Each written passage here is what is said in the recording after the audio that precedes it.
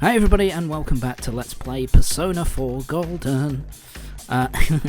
So, we're continuing to head through Risei's dungeon, the Marukyu Striptease. In this part, basically, it's just continuing through. This is a long fucking dungeon. All these dungeons are fucking long, man. Basically, we're going to be doing the mid-dungeon boss today. I think we should be doing this dungeon for another,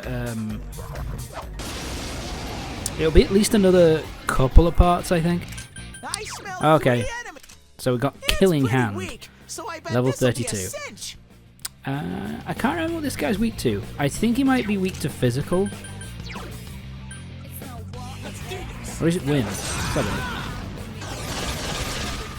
No. Yeah, there we go. He's weak to physical attacks. The enslaved beasts are weak to wind.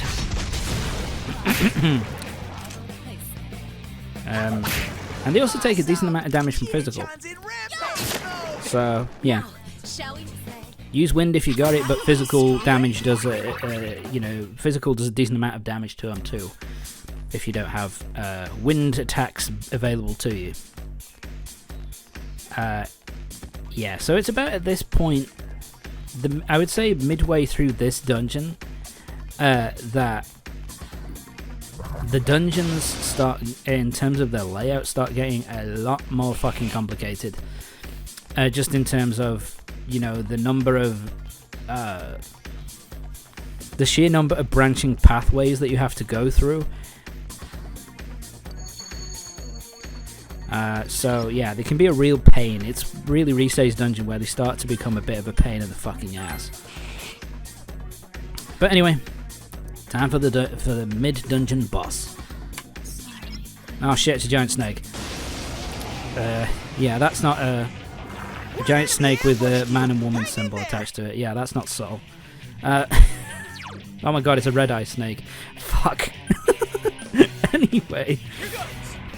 This thing, I can't remember. I think it's weak to ice. No, I think it's fire. Sorry, I think it's fire. So yeah, best thing you can do, try and get someone to lower its defense as quickly as possible. And then boost Yukiko's attack power. Then use your fire. And then use Yukiko's fire attacks, and you'll cause a pretty decent amount of damage. To be honest, I'm doing the thing here which I shouldn't be doing. It's a bit of a bad habit of mine in these kinds of games, where what I should be doing is I should be basically, instead of going all-out attack, I should just be using the fire attack again, because in the end that causes more damage. But I'm being a bit of a moron. So let's cure poison. Do I go out of my way to cure? Yeah, I think I'm just like, fuck it, I can always cure her next turn.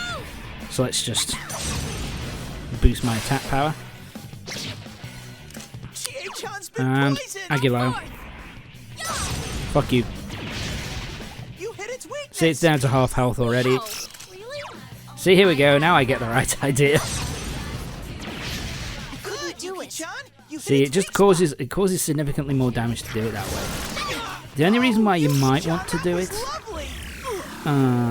is if you want to if somebody else has fire attacks in your party, so then you can do fire attacks, knock them down, do the all-out attack, and then they're up again. So then you can do the all-out attack again. And you can, so then you can use the fire attack again and do all-out attack again, basically. It's that kind of thing where, if you've got two members who have the same ability type, then it'll be worth more to get you knocked down twice, if you know what I mean. So let's heal Yuchie. Yeah, this thing, it doesn't really hit too hard.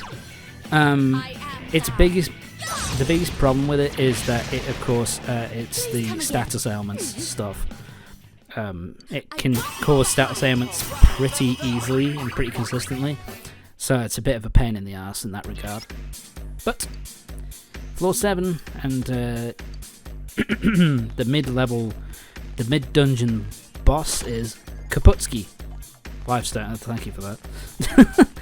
To be honest, I would have liked more for that. Whatever. Fuck you. Oh, we got the beetle. What's this beetle? Adamant beetle. I don't think it's weak to ice. I think it's weak to fire. I'm trying to remember. Let's get through this. Yeah, these are weak to. Wow, he went down pretty easy. Didn't really need his weakness. He went down pretty comfortably. There we go. Finish you off. Yeah, I can't remember what its weakness is. Yeah. It's not the same as the other beetle that we fought in previous dungeons. That was weak to ice or ailment boost. So this increases the odds of inflicting any ailment to an enemy. Which is actually, in all honesty, is pretty useful.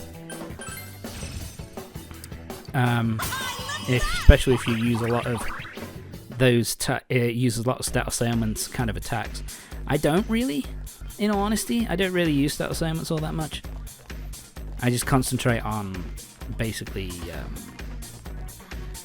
lowering the enemy's defense and boosting party members' attacks to kind of cause more damage, kind of thing. Yeah, now I think we're pretty much done. Yeah, I went back to the beginning of the dungeon. Fuck. Die.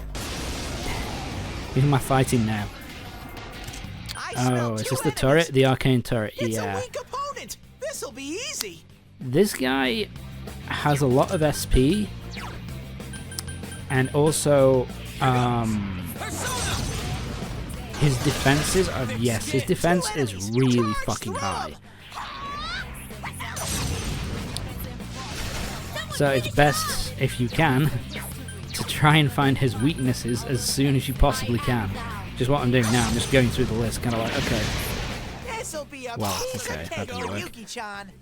Aguilar. Yeah, he does a lot of attack. Yeah, he knows a lot of.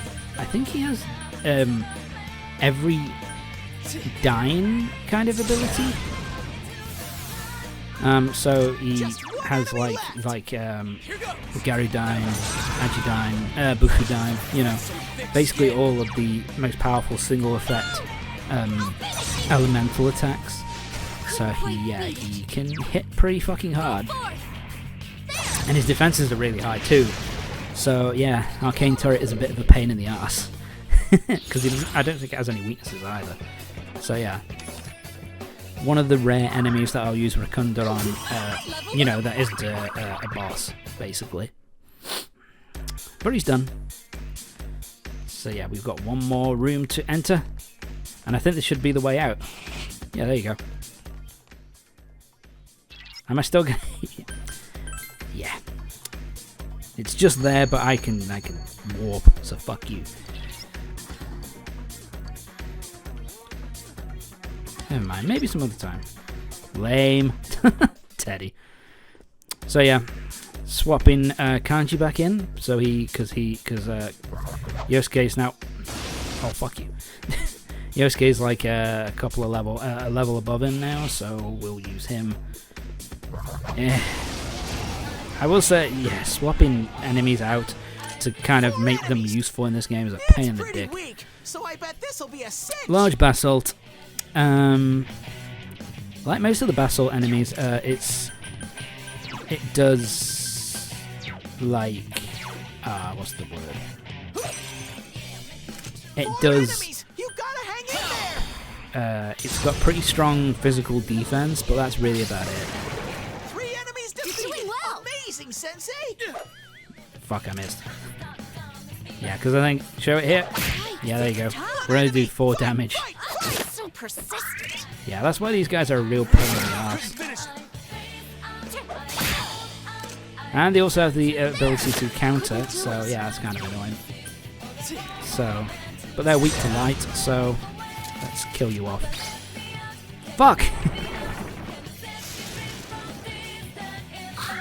Sorry. Yeah, I remember this guy now. This guy's a pain in the ass. High evasion, and has the ability to just kind of, you know, because he was high evasion, his weakness will miss more often. There we go, it's finally fucking gone. And physical attacks have the chance of missing. He also has counter as well. So yeah, he's a real pain in the fucking ass. Titania, Empress, one of the better Empress Arcana. So let's get her on.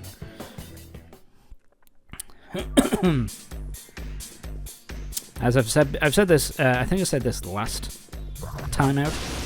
But when you're going through a dungeon, and if you get a new persona, if a persona that you haven't used before becomes available, always get it, because you can always recall the persona that you have to give up through the compendium, so it's no big deal. You might have to think about saving a little bit of money though if you're going to be summoning personas, especially high level personas, a lot. So there you go. There we go. On to the next area, but not yet. I believe this dungeon is 11 floors. So yeah, we've got a good 4 floors to go. 3 floors to go, sorry. Something else to mention as well, that from this dungeon, I think it's from the next dungeon actually onwards, you want to explore every nook and cranny of every single floor, because on the next dungeon that we're going to have to deal with, hang on, first off, power charge. Fuck you. This guy's weak, Champion Knight. I believe he is weak to fire, I'm pretty sure. Or was it ice? I'm boosting up Yukiko, so yeah, it seems likely that he's weak to fire. And fuck you. Couldn't do it. Oh wow, I guess he's not. The guy lied to me. Nope. I don't know, maybe it doesn't have a weakness. Just hit it with the most powerful elemental attacks that you've got. Anyway, sorry. As I was saying, basically from the next dungeon onwards, you want to check on every single floor and every single nook and cranny of every single floor, because of the fact that in the next dungeon there is something you need on floor 5 to unlock the way forward on floor 7, I think it is. So a couple of floors up. So first time playing this game, didn't know that. Ended up completely missing this thing that I needed to open up the way to the rest of the dungeon, and had to take my time going back down 2 floors in order to find the fucking thing. So yeah, a bit of a pain in the ass, in all honesty. So that's why you want to explore every new. That's why I bother, as well as to show it off for Let's Play. But you also want to basically do it for every single floor, basically, just to make sure that you're not missing anything that's important. Oh, sorry, found the exit pretty fast. I think we're close to being done. I will say this dungeon, in terms of aesthetics, I think it's quite a nice looking place actually. It's not too. It suits what it's supposed to be pretty well. Oh, so yeah, this is a female item, defensive piece of armor. It's a pretty big boost, so if you want to grind for to get a couple for both Yukiko and Chie, you can. I would say it's not really worth grinding for. Get it if you get it, but that's about it. Because you'll be, by the end of this dungeon, you'll be boosting up their defenses anyway, so it doesn't really matter too much. But I'm all empty. Wonder if that's going to play into the end of this dungeon. But anyway, that's going to be it for this part. Join me next time for the next part of Persona 4 Golden.